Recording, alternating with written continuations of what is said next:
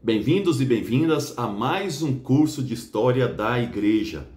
Quando nós estudamos a história da Igreja, nós podemos pedagogicamente dividi-la em etapas, assim como os historiadores fazem com a história.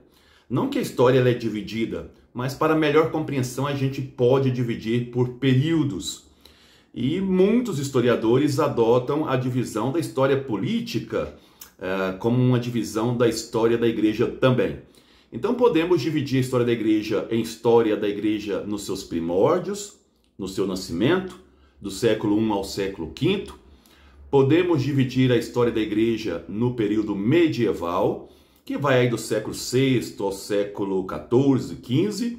E podemos dividir ainda em a história da igreja no período moderno, que vai do século XV até a Revolução Francesa, no século XVIII para o século XIX, e depois o período chamado contemporâneo, que é esse que nós vivemos, da Revolução Francesa, que aconteceu, que começa em 1789, até hoje. Todos esses períodos são muito ricos em detalhes.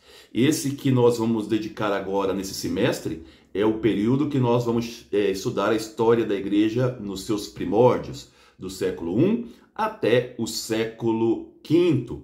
É um período muito importante porque as raízes do que nós vivemos hoje são plantadas aí.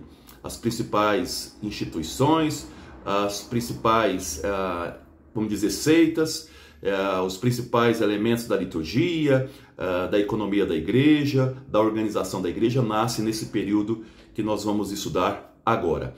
Então nós vamos focar especificamente nesse momento no período chamado História da Igreja nos primórdios. Antigamente se falava a história antiga, mas hoje se evita falar antiga porque dá uma ideia de que foi ultrapassada, e também nós evitamos falar da história da igreja primitiva também, que dá uma ideia de atraso. Preferimos usar o termo da história da igreja nos seus primórdios, no seu nascimento.